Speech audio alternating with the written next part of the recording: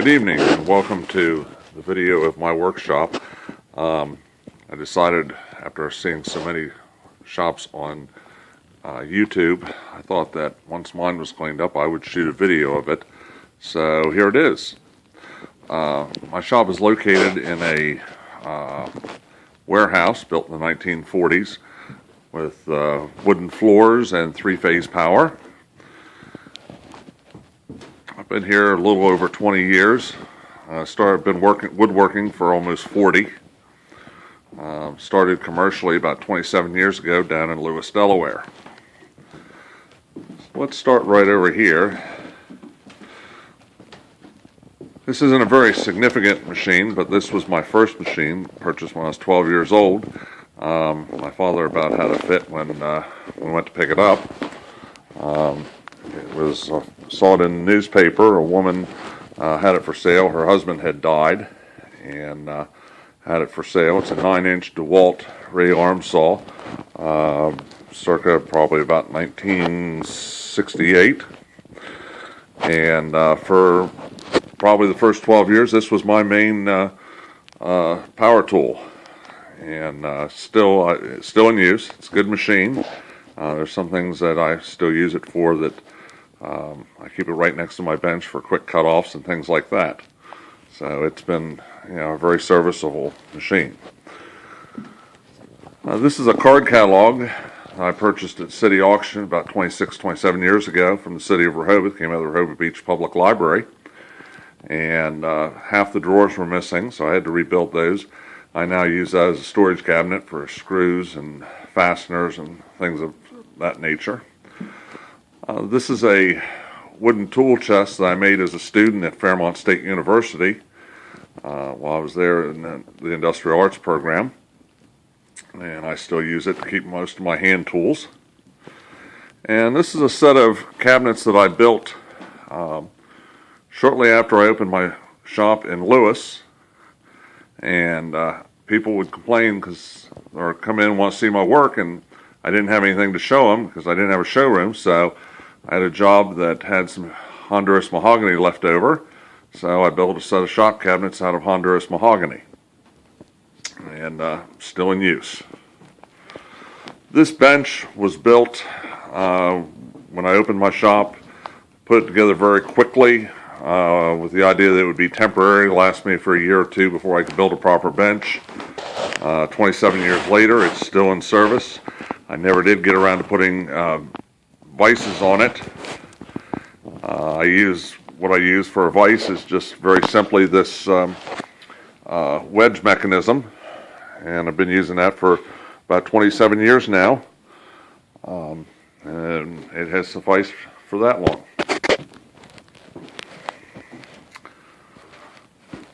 This is a Powermatic 90 lathe that I reconditioned about 15 years ago. I stripped it down, repainted it, had new bearings put in the motor, put new bearings in the head, made some parts for it. I have a 24-inch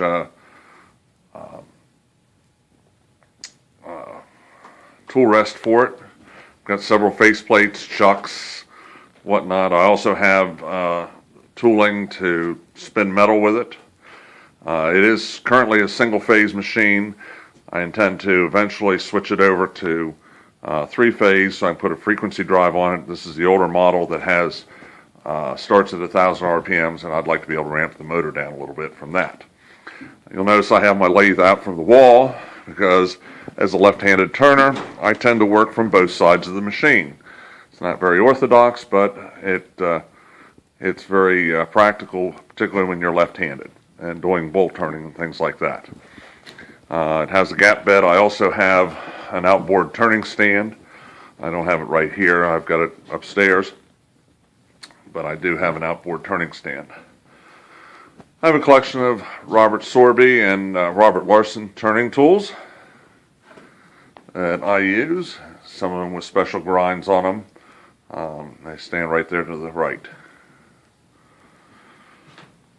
This is a Rockwell Delta 14-inch radial arm saw that I reconditioned about 12 years ago. It is a three-phase unit. I also use this as a miter saw. These are fabulous radial arm saws. They will pivot and lock in as accurately as a miter saw. So if I don't have a miter saw in the shop, which a lot of times I don't if it's out on job site, this is what I use to miter with. I consider this one the beast of the shop. This is a 16-inch DeWalt radial arm saw from the 1930s, late 1930s. I reconditioned this about 18 years ago. New bearings in the motor, cleaned up, repainted, had the arm machined true. Had to make a few parts for this as well. Replaced some thrust bearings for the raising mechanism, as this was out in a saw shed from at Millsboro Lumber and Millwork for about 20 years prior to my acquiring it. It will cross-cut 24 inches. It is accurate both left and right side and does not heel. A lot of people now are moving away from radial arm saws, going to sliding compound miter saws.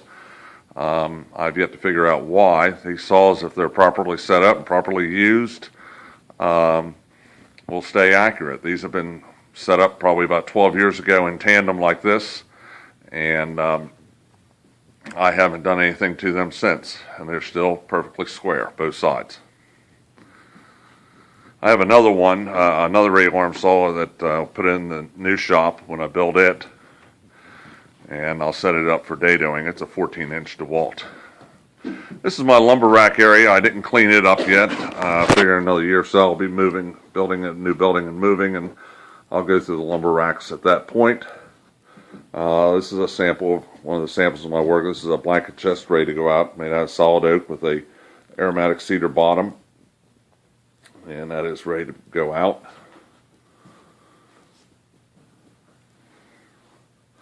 This is a Powermatic 65 table saw that I reconditioned about 10 years ago.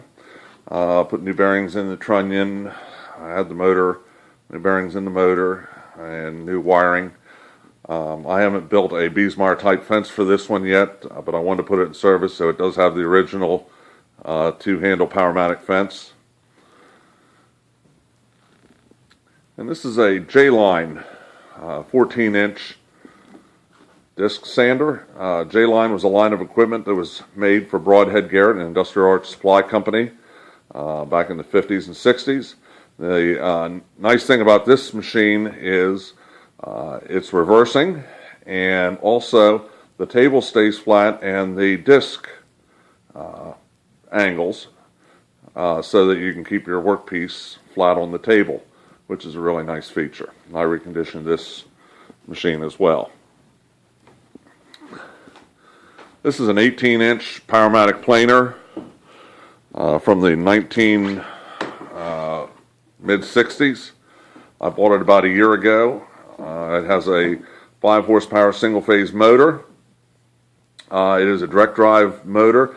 It came factory like that. That is not a retrofit, but they did offer this machine direct drive at that time.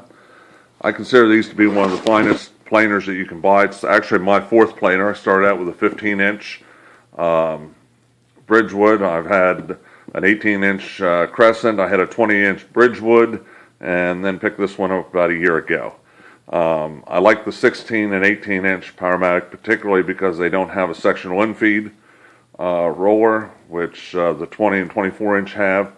Nothing wrong with that, but they tend to be problematic when the springs in the in-feed rollers tend to wear. They don't feed as well. The only thing I've done to this machine is adjust the bed rollers. Outside of that, it had already been gone over and was in really good working condition. This is one of the first new machines I bought when I opened my shop 26 years ago. This is a Delta shaper with a power feed. The power feed I put on it about 10 years ago.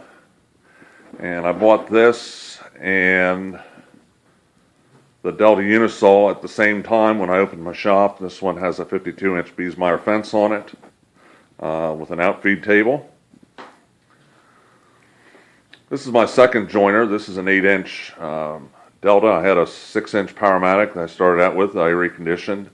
I sold that a few years ago when I put this one in service. Eventually I'd like to get a 12-inch joiner, but I just haven't found one at a price I feel is right. So until then, this one will suffice. Here's a mid to late 60s Powermatic 141 14-inch bandsaw. I got this one fairly reasonably because it had a 3-phase motor on it. Since that time, I put a single-phase horse and a half motor.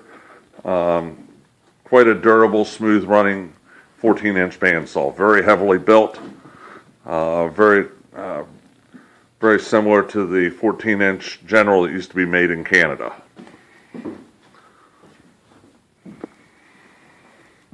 Here we have a 15-inch Rockwell Delta drill press, variable speed. I have a frequency drive on this. It came without a magnetic starter, and I was able to pick up a frequency drive for about the same price.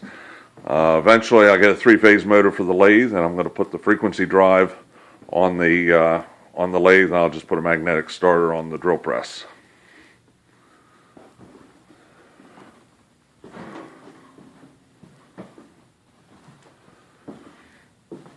Over here we have a 24-inch Delta Milwaukee scroll saw from the early 40s. I reconditioned this about 15, 16 years ago. It is variable speed.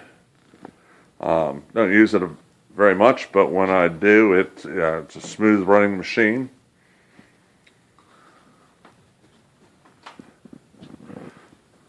This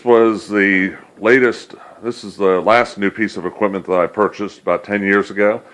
It's a 24-inch double drum sander, manufactured by Acura, or sold by Acura, manufactured overseas by the same company making the same machine for Steel City and for General International.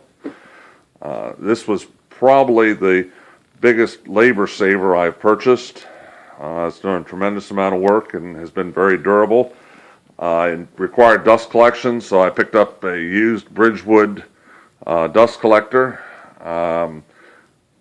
Hooked it up temporarily just to this machine with the idea I'd hook up run dust collection for the rest of the shop at a later date. Well, that was 10 years ago and haven't done it since.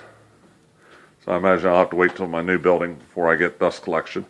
Back in the corner is a 80-gallon M-Glow air compressor. It's made by Kellogg American from about 1970. Supplies all the air for the shop. I've yet to run it out of air, so it seems to be sufficient. I have a couple of hinge boring machines. This is the first one I picked up. It's a grass machine, but the bore pattern is for a Blum. I use grass hinges, so I've been using it with just the center, the cup bit in it, but I've since bought a grass machine, and I was going to sell this one, but I thought I'd go ahead and keep it. I like the operation of it actually better than the grass EcoPress, so I decided I'd go ahead and keep it. That way I'm set up for both Blum or grass hinges, whichever I want to use. This is the outfeed table of the table saw. You can see the short pile is underneath. My boys refer to this as scraps. I remind them if you can make something out of it, it is not scrap. It is shorts. Here's the wall with jigs and fixtures that I've acquired over the last 25 years. Every time I think about going through and cleaning these out and getting rid of the ones I don't use, I tend to come across one from 20 years ago that I'm able to use. So at this point, I decided to keep them all. Here I've got a wire wheel and sharpening station and a buffer. Electrical panel on the back wall behind that. The grass EcoPress that I use for grass hinges. This is the corner of the shop everybody has a corner like this where stuff just gets shoved. This is a Powermatic 25 shaper I picked up on eBay about 15 years ago. I got a deal on this because it was 3-phase to begin with, but it was also an odd machine in that it had a Delta spindle in it, not a Powermatic spindle. A lot of people were kind of afraid of that hybrid and wouldn't buy it, so I was able to get a good buy on it. I like it because I like the fence on it, and I like the fact that because it has a Delta spindle, and I already have a Delta shaper, my stub spindles and stuff like that are interchangeable. The only thing I've had to do to this machine is put a reversing switch on it. This was one of my early acquisitions. I got this for Christmas when I was in junior high. This 7-inch bench grinder, Craftsman bench grinder, still in use and still very serviceable.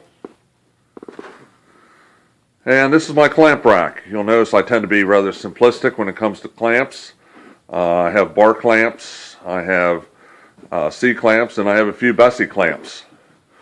I don't tend to go for all the gimmicky clamps that they have out on the market today. I've been able to operate for 25 years with what's on the rack there. People always say you never have enough clamps.